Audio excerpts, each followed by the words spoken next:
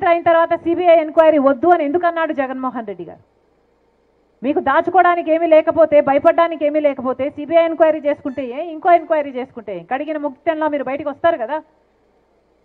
ఇవన్నీ ప్రశ్నలు ఉన్నాయి. జగన్మోహన్ రెడ్డి గారు సమాధానం చెప్పకపోగా 5 సంవత్సరాలుగా అదే అవినాష్ రెడ్డిని కాపాడడం కాక ఇప్పుడు మళ్ళీ అదే అవినాష్ రెడ్డిని పోటీకి నిలబెట్టాడు ఎంపీగా జగన్మోహన్ రెడ్డి గారు. ఇది అన్యాయం కాబట్టి రాజశేఖర రెడ్డి బిడ్డ ఎదురు నిలబడింది. అంటే మళ్ళీ అన్యాయం చేసిన వాళ్ళే, హత్యలు చేయించిన వాళ్ళే మళ్ళీ చట్టసభలకు వెళ్ళాలి, వాళ్ళే గెలవాలి, వాళ్ళు అధికారంలో ఉండాలి, అధికారాన్ని తప్పించుకోవడానికి వాడుకోవాలి.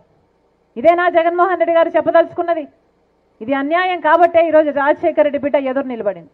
నేను రాజశేఖర రెడ్డి బిడ్డను, దేనికి భయపడేది కాదు రాజశేఖర రెడ్డి బిడ్డ. అలాగని అన్యాయం జరుగుతుంటే సహిస్తూ ఊరుకునేది కూడా కాదు రాజశేఖర రెడ్డి బిడ్డ.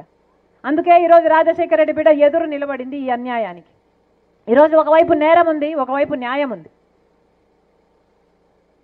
మీరు ఏ వైపో మీరు ఆలోచించుకోవాల్సిన అవసరం ఉంది.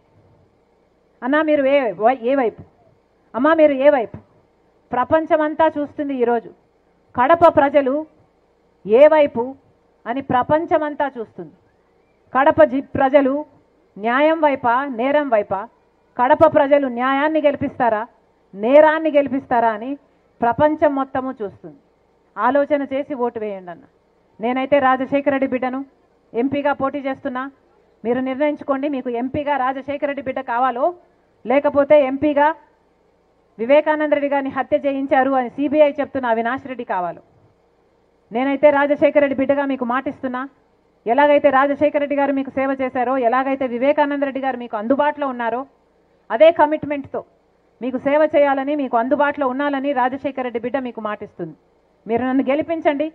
మీ ఎంపీగా రాజశేఖర రెడ్డి బిడ్డ మీ బిడ్డ అవుతుంది, మీ బలం అవుతుంది, మీ గొంతు అవుతుంది, మీ బాధ్యతను తన భుజాన వేసుకుంటుంది. మీరు నన్ను గెలిపించండి. ఈ రాజశేఖర రెడ్డి బిడ్డ ఈ గడ్డ మీదనే బతుకుతుంది. ఈ గడ్డ బిడ్డలకే తన జీవితాన్ని అంకితం చేయడానికి సిద్ధంగా ఉంది రాజశేఖర రెడ్డి బిడ్డ. మనస్ఫూర్తిగా ఆశీర్వదించాలని, రాజశేఖర రెడ్డి బిడ్డను గెలిపించి రాజశేఖర రెడ్డి గారికే కాదు, వివేకానంద రెడ్డి గారికే కాదు, ఈ గడ్డకు కూడా న్యాయం చేయాలని రాజశేఖర రెడ్డి బిడ్డ, వివేకానంద రెడ్డి బిడ్డ కొంగు చాచి న్యాయం అడుగుతున్నారు. ఆశీర్వదించండి అమ్మా. అన్న ఆశీర్వదించండి, అన్న ఆశీర్వదించండి, అమ్మ ఆశీర్వదించండి. హస్తం గుర్తమ్మా, హస్తం గుర్తు రాజశేఖర రెడ్డి గారి గుర్తు అమ్మ. హస్తం గుర్తు, హస్తం గుర్తు మీద ఓటు వేయండి. మీరు ఓటు వేయడానికి వెళ్ళినప్పుడు ఫస్ట్ వైట్ పేపర్ ఇస్తారమ్మా. White paper MP paper. ఇలాంటి వైట్ పేపర్ మీద 4వ నంబర్లో హస్తం గుర్తుంటుంది. 4వ నంబర్లో హస్తం గుర్తుంటుందమ్మా వైట్ పేపర్ మీద.